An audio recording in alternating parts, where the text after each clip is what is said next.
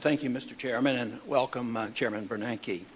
I am very pleased to be here today as the ranking member, and in the midst of the great optimism of monetary policy and how the economy is doing, I still have some concerns. And of course, one of my long-term goals has always been to emphasize maintaining the integrity of the monetary unit rather than looking superficially at some of our statistics.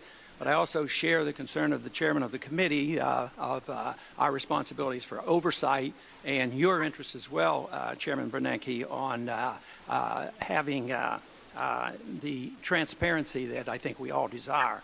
Transparency in monetary policy is a goal we should all support. I've often wondered why Congress has so willingly given up this prerogative over monetary policy. Congress, in essence, has ceded total control of the value of our money to a secretive central bank. Congress created the Federal Reserve, yet it had no constitutional authority to do so. We forget that those powers not explicitly granted to the Congress by the Constitution are inherently denied to the Congress, and thus the authority to establish a central bank was never given. Of course, Jefferson and Hamilton had that debate early on, and the debate seemingly was settled in 1913.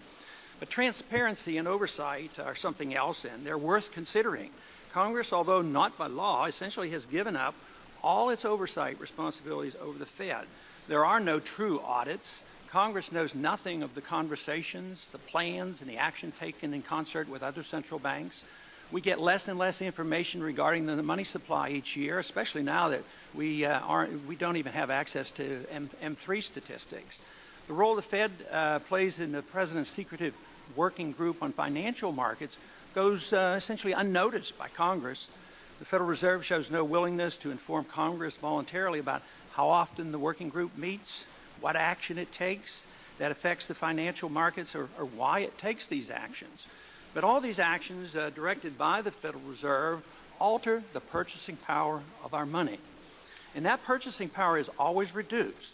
The dollar today is worth only 4 cents compared to the dollar that the Federal Reserve started with in 1913.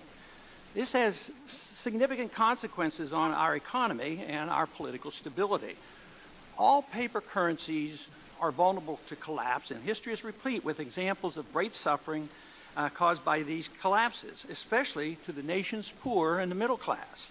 This can lead to political turmoil as well. Even before a currency collapses, the damage done by a fiat system is significant. Our monetary system insidiously transfers wealth from the poor and the middle class to the privileged rich. Wages never keep up with profits on Wall Street and the banks, thus sowing the seeds of class and discontent.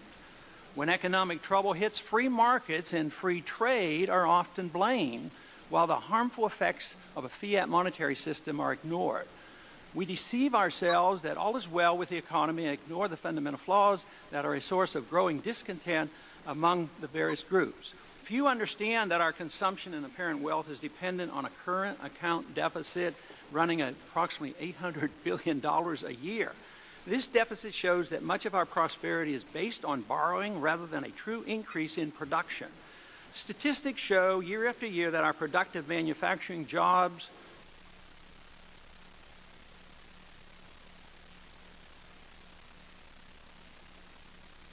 I think they finally cut me off. Is it on now? Okay. This phenomenon is not seen as a consequence of the international fiat monetary system where the United States government benefits as the issuer of the world reserve currency. Government officials consistently claim that inflation is in check at barely 2%, but middle-class Americans know that their purchasing power, especially when it comes to housing, energy, and medical care and school tuition, is shrinking much faster than at 2% per year. Even if prices are held in check, in spite of our monetary inflation, concentrating on the CPI statistics distracts from the real issue. We must address the important consequences of the Fed manipulation of interest rates. When interest rates are artificially low, below market rates, insidious malinvestment and excessive indebtedness inevitably brings about the economic downturns that everyone dreads. We look at GDP figures and reassure ourselves that all is well, yet a growing number of Americans still do not enjoy the high standard of living that monetary inflation brings to the privileged few. Those who benefit the most are the ones who get to use the newly created credit first. The gentleman's time has expired. If the gentleman would come to a conclusion. Okay, I will yield back.